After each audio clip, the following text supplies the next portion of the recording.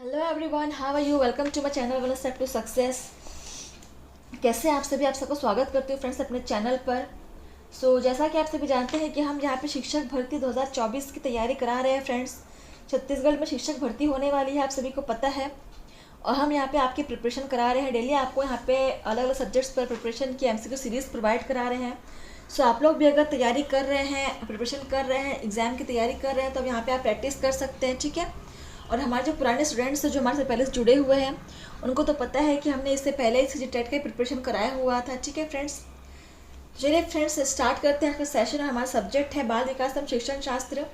और पहला क्वेश्चन आप देख सकते हैं यहाँ पे, किसी बालक में संवेग आवश्यक है क्योंकि संवेग। ऑप्शन है, बालक की संवेगात्मक अनुक्रिया है, बालक की उद्दीप्त अवस्था है जो किसी उद्दीपक के संदर्भ में अनुक्रिया द्वारा व्यक्त की जाती है, बालक द्वारा किसी विशेष दशा में दिया गया प्रत्युत्तर है, या बालक के असंगठित व्यवहार को प्रदर्शित करता है।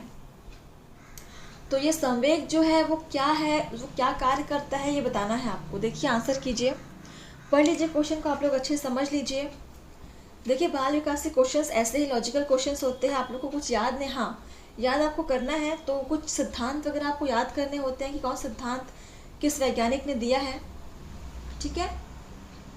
इसके अलावा कुछ आपको अलग से याद नहीं करना होता है, बाकी आपके सारे लॉजिकल क्वेश्चंस रहते हैं। देखिए, पहले क्वेश्चन का राइट आंसर क्या हो जाएगा यहाँ पे? ऑप्शन बी, ठीक है।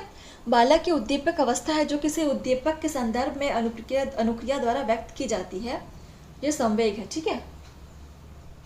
क्वेश्चन नंबर 82, किसी शिशु में सर्वप्रथम दृष्टिगोचर होने वाला संवेग है। ऑप्शन है, सामान्य उत्तेजना, भय, क्रोध या घृणा। कोई एक शिशु है, उसमें सबसे पहले दृष्टिगोचर होता है वो होने वाला संवेग कौन सा है? तो सबसे पहले बालक में सबसे पहले जो संवेग जो उत्पन्न होता है बालक में, वो कौन सा है जो आप देखते हैं? एक छोटे बच्चे की बात कर रहे हैं, ठीक है। तो ऑप्शन ए इज करेक्ट, सामान्य उत्तेजना ही हो जाएगा, ठीक है। क्वेश्चन नंबर 3 देखिए, संवेग व्यक्ति की उत्तेजित दशा है या कथन किसका है? तो कथन वाला क्वेश्चन आपका हमेशा कहती हूँ बहुत इंपॉर्टेंट है। ऑप्शन देख लीजिए, वुडवर्थ, जर्शील्ड, ड्रेवर या स्किनर। तो कथन क्या है? संवेग व्यक्ति की उत्तेजित दशा है। तो यह कथन किसका है, किस वैज्ञानिक ने यह कहा था? देखिए फ्रेंड्स, आंसर कीजिए।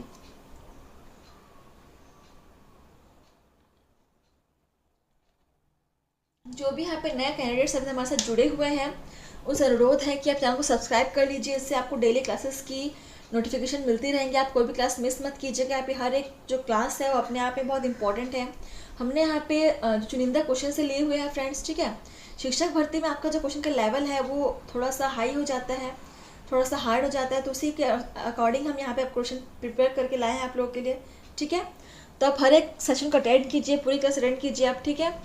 और आपने कितने स्कोर किए हैं वो भी हमें कमेंट के माध्यम से बताइए।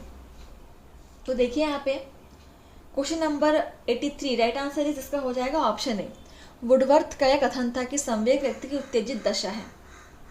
क्वेश्चन नंबर 4 देखिए, 84, किसी बालक के संवेगात्मक अनुभवों के विश्लेषण हेतु उपयुक्त तरीका है।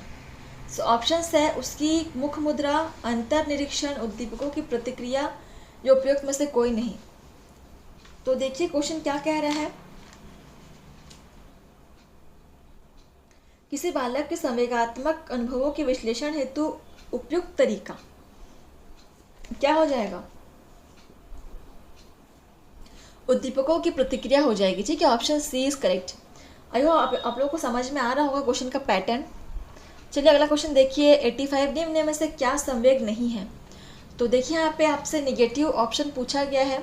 ऑप्शन से पलायन, क्रोध, भय या भूख। तो कौन सा यहाँ पे संवेग नहीं है बताना है आपको। बाकी 3 यहाँ पे संवेग होंगे और एक ऑप्शन जो होगा वो संवेग नहीं है। तो जो नहीं है वही बताना है आपको, ठीक है। यहीं पे बच्चे कंफ्यूज होते हैं, आप क्वेश्चन को अच्छे से पढ़ते नहीं हैं।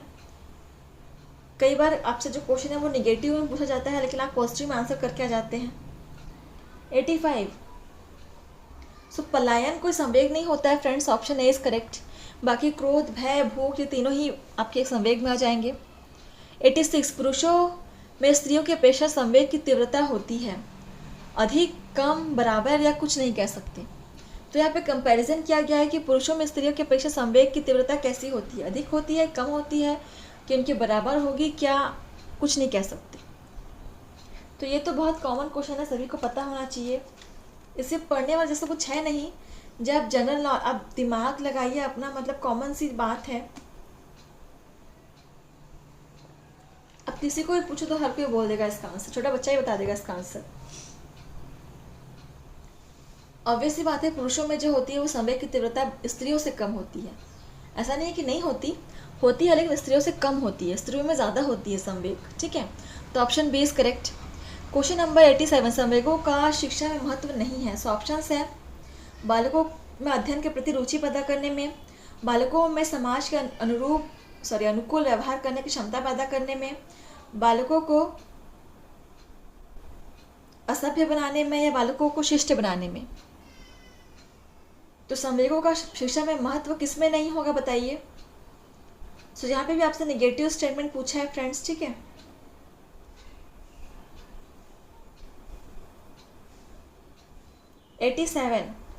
And right answer is option C. तो बालकों को असभ्य बनाने में इसका महत्व नहीं होता है।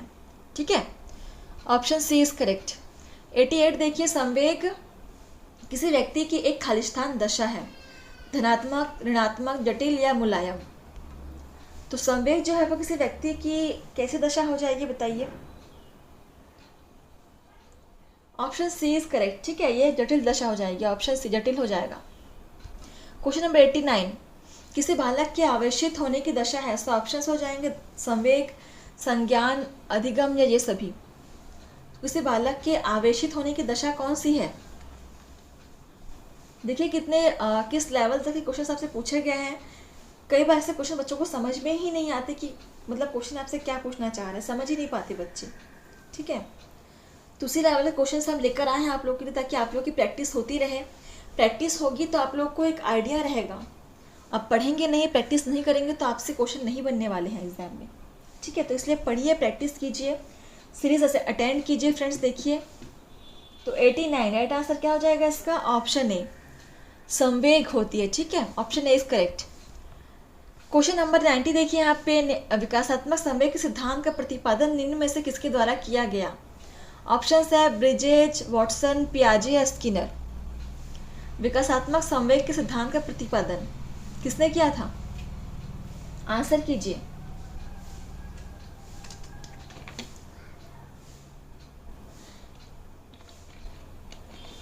Option A is correct, bridges ने किया था। ठीक है, क्वेश्चन नंबर 91, निम्न में से कौन सा बच्चे की सामाजिक मनोवैज्ञानिक आवश्यकताओं के साथ संबंध नहीं है। ऑप्शंस है सामाजिक अनुमोदन अथवा सराहना की आवश्यकता, संवेगात्मक सुरक्षा की आवश्यकता, शरीर से अपशिष्ट पदार्थों का नियमित रूप से बाहर निकलना, या संगीत की आवश्यकता। तो यहाँ पे कौन सा जो है वो बच्चे की सामाजिक मनोवैज्ञानिक आवश्यकताओं के साथ रिलेशन नहीं है जिसका, बताइए। सामाजिक मनोवैज्ञानिक आवश्यकताओं में जो रिलेटेड नहीं है, तो देखिए शरीर से अपशिष्ट पदार्थों के नियमित रूप से बाहर निकलने का यहाँ पे कोई रिलेशन नहीं है। ठीक है, तो यही यहाँ पे एक गलत आंसर दिया हुआ है, ऑप्शन सी इज करेक्ट। बाकी सब यहाँ पे उससे रिलेटेड है। 92, संवेग के संबंध में मूल प्रवृत्तियों की संख्या होती है। सो ऑप्शन है 10, 11, 14 या 20। चलिए आंसर कीजिए। देखिए फ्रेंड्स, इससे पहले हमने आपकी सीजी टेट के भी सेशंस आपके कराए हुए हैं, वहाँ पे भी हमने आपके बेसिक से सभी सेशंस आपके कराए हुए हैं। ठीक है, आपका जो बाल विकास है उसमें आपके जो लोअर लेवल से आपका स्टार्ट किया हुआ है, हर एक चीज़ को वहाँ पे डीपली आपको बताया गया है। ठीक है, हर एक इजी, मीडियम, हार्ड, हर तरह के क्वेश्चन आपको उसमें कराए गए हैं। वहाँ आपको प्रीवियस ईयर क्वेश्चन भी मिल जाएंगे, तो आप वहाँ पर जाकर के आप प्रैक्टिस कीजिए फ्रेंड्स, उसको भी आप हर एक क्लास को अटेंड कीजिए, आपको उससे बिल्कुल फ़ायदा होगा। ठीक है, आप टेट की प्रिपरेशन करेंगे तो वो भी आपके शिक्षक भर्ती में काम आएगा। ठीक है, यहाँ पे आपका सिलेबस कुछ अलग नहीं है, सब सेम है, बस लेवल का डिफरेंस है। 92 right option is option C, 14 हो जाएगा संवेग की संख्या। ठीक है, मूल प्रवृत्तियों में संवेग की संख्या 14 होती है। 93 संवेग किसी बालक में पैदा कर सकता है। तो ऑप्शन है सफलता की भावना, प्रेरणा की भावना, रुचि की भावना या ये सभी। तो संवेग किसी बालक में क्या उत्पन्न कर सकता है, ये सभी उत्पन्न कर सकता है। ठीक है, सफलता की भावना भी, प्रेरणा की भावना, रुचि की भावना, ये सभी उत्पन्न कर सकता है संवेग। 94, किस आयु वर्ग के शिशु के संवेगों पर वातावरण का प्रभाव पड़ना शुरू होता है? ऑप्शन है 2 से 3 वर्ष, 5 से 6 वर्ष, 8 से 9 वर्ष, 10 से 12 वर्ष। तो किस आयु के शिशु में संवेगों पर वातावरण का प्रभाव पड़ना शुरू होता है? संवेगों पर वातावरण का प्रभाव पड़ना किस एज के शिशुओं में शुरू हो जाता है? 5 से 6 वर्ष। ठीक है, option B is correct. Question number 95, किसी बालक में सबसे पहले भय तथा प्रेम के संवेग विकसित होते हैं, तो यह कथन किसका था? तो ऑप्शन है जीन पियाजे, वॉटसन का, स्किनर या कोहलर का। तो किस वैज्ञानिक ने कहा था कि किसी बच्चे में सबसे पहले भय और प्रेम का संवेग विकसित होता है, डेवलप होता है? देखिए 95, तो यह कथन था फ्रेंड्स ऑप्शन बी वॉटसन का था। ठीक है, इसको याद रखिएगा, बहुत ही इंपॉर्टेंट क्वेश्चन है वॉटसन का। क्वेश्चन नंबर 96, अधिगम प्रक्रिया में अभिप्रेरणा कार्य करती है। सो ऑप्शन है छात्रों की स्मरण शक्ति को पैदा करने का, पिछले सीखे हुए को नए अधिगम से अलग करने का, छात्रों में सीखने के प्रति रुचि का विकास करने का, छात्रों को एक ही दिशा में सोचने के योग्य बनाने का। तो अभिप्रेरणा क्या कार्य करती है? छात्रों में सीखने के प्रति रुचि का विकास करने का। ठीक है, option C is correct. Question number 97, देखिए जब अधिगम करने वाले स्वयं ही अधिगम कार्य पर अधिकार प्राप्त करते हुए तनाव उत्पन्न होता है, तो यह स्थिति कहलाती है। ऑप्शन है मध्य अभिप्रेरणा, आंतरिक अभिप्रेरणा, बाह्य अभिप्रेरणा या इनमें से कोई नहीं। 97 देखिए,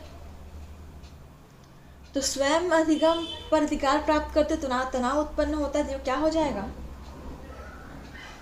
आंतरिक अभिप्रेरणा। ठीक है, option B is correct.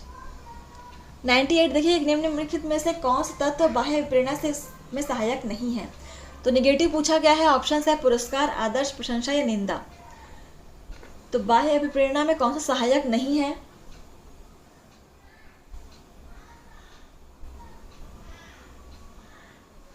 Option D निंदा हो जाएगा। ठीक है, 99 देखिए, विप्रेरणा से संबंधित अवधान नहीं है, तो ऑप्शन है बुद्धि, अभिक्षमता, सामाजिक अयोग्यता, अभिवृत्ति।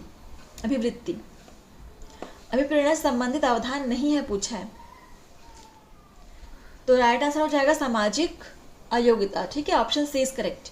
क्वेश्चन नंबर 100 देखिए, अधिगम को प्रभावित करने वाला कारक है। सो ऑप्शन है शारीरिक एवं मानसिक स्वास्थ्य, सीखने की इच्छा, अभिप्रेरणा या उपरोक्त सभी। तो बहुत इजी क्वेश्चन है, जो सभी कारक हो जाएंगे तो अधिगम को प्रभावित करते हैं। Option D is correct. और आज का हमारा लास्ट क्वेश्चन देख लीजिए, छात्रों को अभिप्रेरणा प्रदान करने हेतु उत्तम उपाय हैं। ऑप्शन है नवाचारों का प्रयोग, अच्छा भाषण देना, अभिभावकों से शिकायत करना या उपरोक्त सभी। छात्रों को अभिप्रेरणा प्रदान करने का उत्तम उपाय क्या हो जाएगा? तो फ्रेंड्स अब हमें लास्ट में कमेंट करके बताइएगा कि आपने कितने यहाँ पे आंसर सही किए हैं। ठीक है, और अच्छा लगे चैनल का तो आप इसे सब्सक्राइब कर लीजिएगा, चैनल को लाइक शेयर एंड कमेंट भी कीजिएगा फ्रेंड्स। ठीक है, तो 101 राइट आंसर क्या हो जाएगा इसका? ऑप्शन ए, नवाचार ही इसके सबसे उत्तम उपाय है। ठीक है, ऑप्शन ए इज करेक्ट। चलिए फ्रेंड्स, आज के आपका सेशन यही तब समाप्त होता है, तो बने रहिए हमारे साथ। धन्यवाद। इसी प्रकार से प्रैक्टिस करते रहिए। ठीक है, तो मिलते हैं आपसे नए सेशन में। तो आज के लिए इतना ही फ्रेंड्स, धन्यवाद।